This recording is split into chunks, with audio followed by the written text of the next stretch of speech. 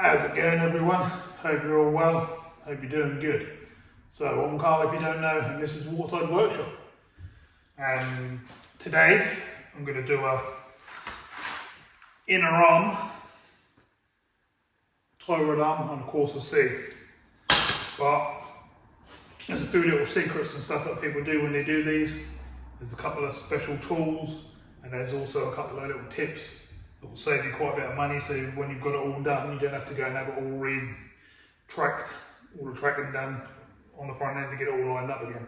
I can show you a few tips how to get it 100% yourself and not have to spend any extra money, which is a good saving of 50, 60 pounds, something like that. Plus you can do the job yourself as well. Could be saving over £100.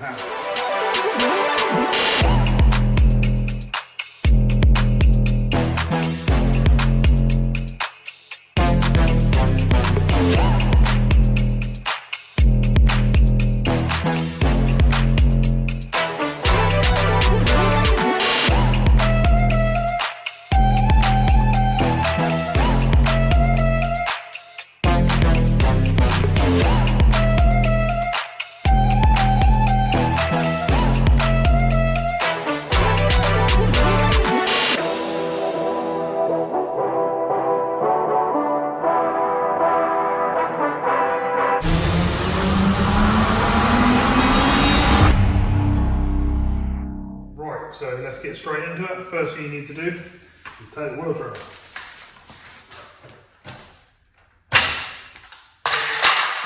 So now I've got my gun today, and it's a 17mm, but if you've got a wheel brace or a bar or anything like that, just get the wheel nuts off. Like so.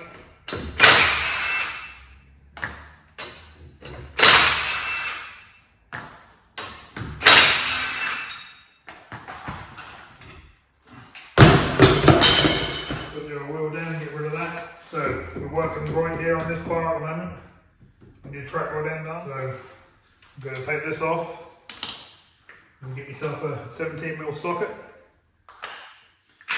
Put it on the bottom of here.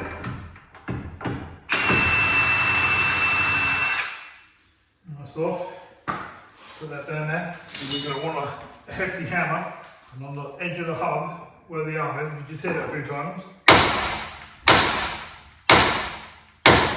There you go. It's off already. I'm going to be cracking the nut further in with a 19mm spanner just to loosen the track rod end. Okay, so as you can see, the arm's out. I've just cracked this nut in here just so I can undo the ball joint. That was a 22mm. It's not a ball joint, it's a track rod end. Can't think today because I've been doing ball joints on the other side and stuff. Track rod end, basically the steering. This is the joint. Make sure it's not all wiggly and make sure none of this is split. Put that aside. Like I say, I've just undone this clip here. Pulled that forward. I've undone the one on the back, and you should be able to grab hold of it, like twist it side to side. They're going to be tough because there's going to be all rust on the actual arm, and that's how it basically comes forward. As you can see, my arm is completely held. It's loose and wobbly and horrible. Now you're going to want a special tool down the bottom here to undo the arm at that end, so I'll show you what that is. And I've got a choice of two myself, so I'll show you them both. So as I was saying, there's special tools for doing this. I've got one like this, it slides along the shaft like that, and that grips inside here. You put that around like that and that will automatically grip. And then you put your ratchet bar in there and pull, and as you pull against it, it pulls it round. Second, this. Obviously you undo this, clamp it round the actual joint. Do these up to whatever tension you need to get that tight. Same again, put your socket bar in the end of there. Turn it, and it'll undo. So I'll stick this on, and I'll show you how it works. Okay, so two little tricks here. Where you undo the nut on this end, obviously the track rod sits there like so. Just crack it gently and just enough to undo this, because then you can measure that onto your new rod and you won't have to have your track line redone when you put the new one in. So look down the back there. I'll get in as close as I can, and that's how you fit the clamp all around the shaft like so. Do up the 13mm nuts, get it all nice and tight, and then you basically get in there with a bar, which we're now going to do, and should just undo it. So, as you can see, I've got a long 1/2-inch socket. I've got bars going all the way through and then down into our tool.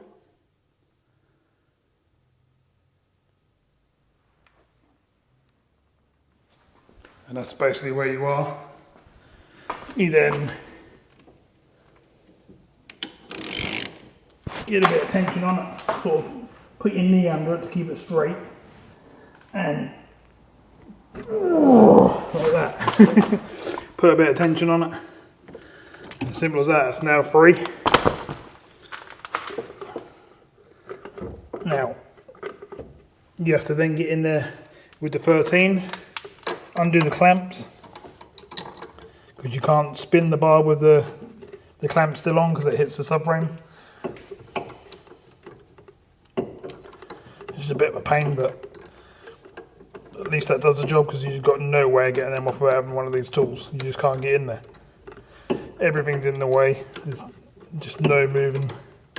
Because you'd think you're about to get in there with a pair of Stilsons or something like that when you're best. Just doesn't happen. There's no chance.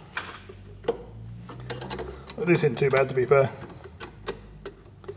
You know, it's a 10-minute job to get the clamp on, get it moving. And there you go. Now what I'll be able to do, even though the clamp's not right off, this one's the new one.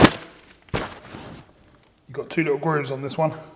You can get a big spanner on there and wind this one back in. But we've got to line that up with that one first to make sure our track rod end's in the right place. So I'll show you that.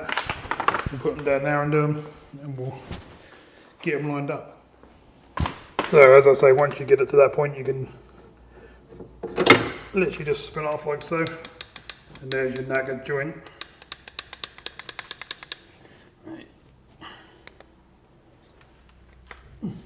You want this rubber off the end. It's a bit of nylon, to be honest, but you just need to transfer that over to the other one. Basically, just goes on the end like so. Lovely jubbly. And like I said, how I got the tracking right is I measured from there to there with where the other nut was, and that's where it was sitting. So that should be tracking spot on.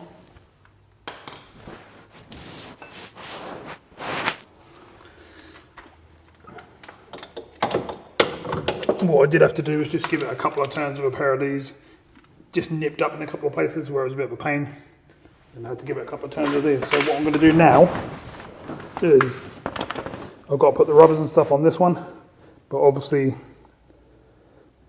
I've got to take it off, that off, to do this one again. So what I do,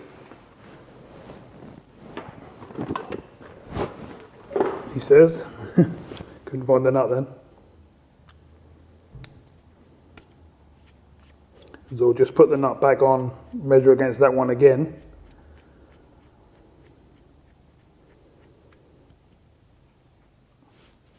You can sort of feel where it was sitting because they go rusty otherwise. And I'll just measure them side by side like so. And as you can see, absolutely perfect on where they were sitting. So I'll spin this one off now. I can now spin this one off, because I've now got it measured down there, ready to copy back on. So I'll take this end off. I'll slide in through the deep end of the rubber, the big end.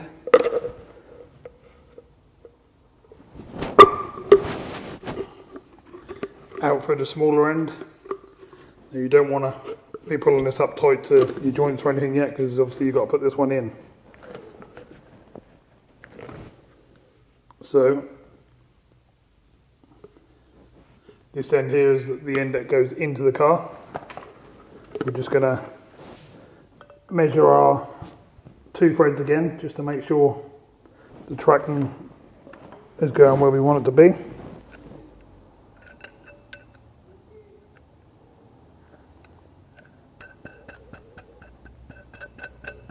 I'll give it a rough guess and then we'll actually measure so we know where we are.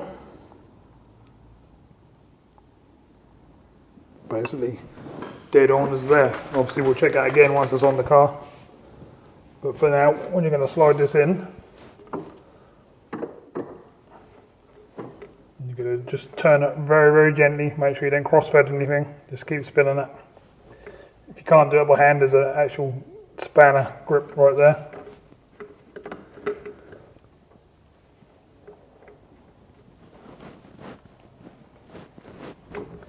Now we're going to come back out because we've lost the little nylon bit off the end.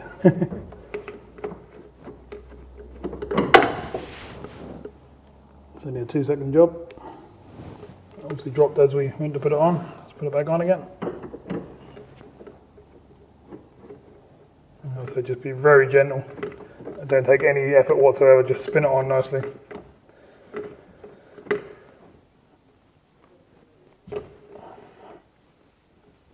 And then once you get it to where it's meant to be, you can attempt, if the ball joint's tight, you can attempt to turn it from this end, which we will do.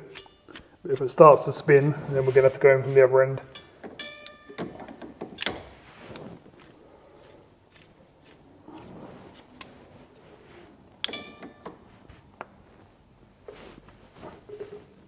Yeah, that's turning, which is no good because we want the actual shaft to go in tighter than what it is. There's no way I've just done it in by hand and that's gone in tight, so we're going to put this tool on again.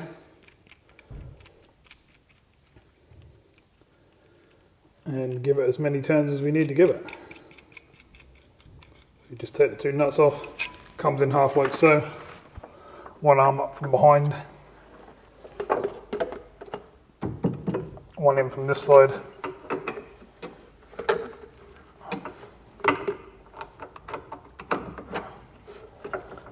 Put it back together, doesn't really matter where you do it as long as you give yourself enough room to actually get on it. It's a pain because there's an anti-roll bar right on where you're trying to work.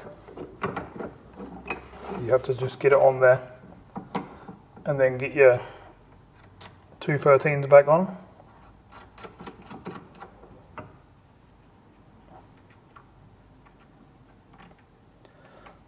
Like so. I know you can't see what I'm doing, but you saw me how I put it on to take it off, and that's exactly the same thing. You're just doing it on the new joint and not on the old one. So I'll do that up, and then what I'll do is I'll put this in, I'll crank it probably 2 or 3 times to get it as tight as possible. Sometimes you have to turn it half a turn, loosen it up, bring it back, turn it another half a turn. It depends if it's hitting the subframe or not, which on these that does, so it can be a pain. You do have to keep moving the clamp around to give it another half a turn, but make sure you get it nice and tight because you want it as tight as possible.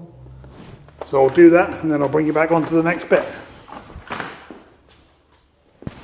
So that's all in there, rubber's in there. This is the clip that goes on the inside.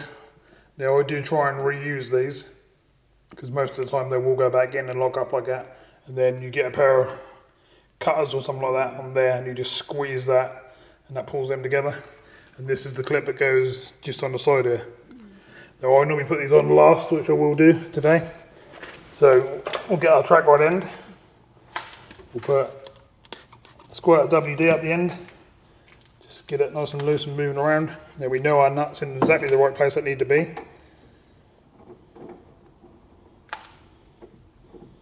And we just gently wind this on there. You can see I'm literally doing this with one finger. You don't want to be fighting against it and struggling to get it on. That should just wind on like so. And that's it, 1 turn with the nut as well. Get your 19 and you nip it up against the track rod, and then now it can't move on or off or anything else, etc, etc. You then spin the whole rod, line it up with your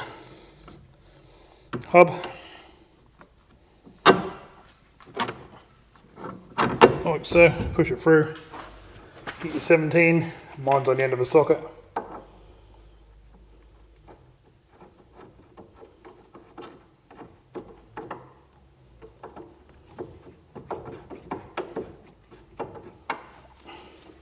So sometimes these can be a right pain. You need them to catch, you might have to hit the top of this. You might have to give it a few turns. You're basically just trying to get your 17mm nut back, straight back on. So I'm going to put mine on the gun. But just as easy done with a socket set. And hopefully we're going to wind straight on. Nope, see that's just spinning. And we don't want it to do that. So you get a hammer.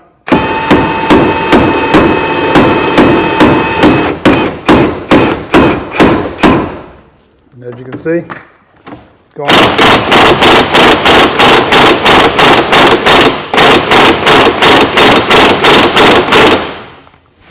Do it till it's mega tight. And so the hammer trick just keeps the ball joint from spinning inside. I'm just going to pick me little kit up and put me 13mm nuts on the side of it. Another little trick with these is I keep mine in a bag and then I cover it in WD, put it in the bag, keeps it all nice instead of going off and rusty and horrible. Whew. So we're looking good, we're all nice and tight. I've been in, as you can see, I put a clip on the inside, got a clip on the outside. We're looking good. This is all tight. Just feel everything while you're there, make sure nothing's got any play in it. And then back to your wheel.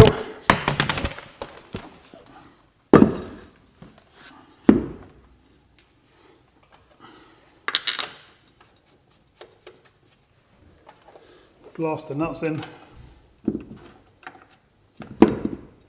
You get the idea how to put a wheel on.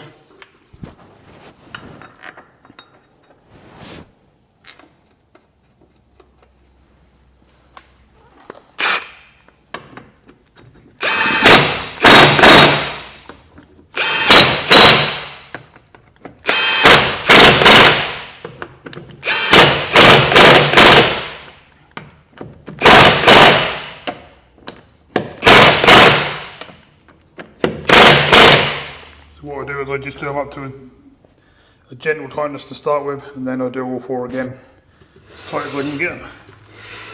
So I'm not going to put the wheel trim on because I don't want to put that all over my wheel trim. I'm going to go and wash my hands. But I'll speak to you on the video first. That's another one all done. Hopefully I've saved you a bit of money. Like I said, I'll put the trim on once I wash my hands and cleaned up all my tools. Put the jack down. As to where the jack was, here underneath the sill where the little arch cutty out bit is, that goes straight up and over straight, that goes in there normally. Well, I'll put mine on the next bar, inwards under the floor on the chassis rail. So I'll quickly come and show you that, just so you know. You look there, you can see the little notch where you normally put it. Well, I'll put mine on the chassis rail underneath, and that's where you want to put it really, because they're nice and strong, and they stay nice and strong. So I hope it helps you out a lot. Like I say, save you a bit of money, and that's something you can do within a couple of hours on the weekend, something like that, or after work one evening, etc, etc, and keep the car on your road. Not too expensive. These bits and pieces are sort of £15–20, not that expensive to be fair. I mean, this one is, as you can hear, absolutely had it. I'm getting this car ready for an MOT at the moment, so I'm doing all the checks, changing all the bits that need doing. That was one of the parts. I've had to put an arm on the other side, which you'll see in a different video. I've had to do all the brakes on the back. I've checked all the brake pipes, etc, etc, suspension, been right through it.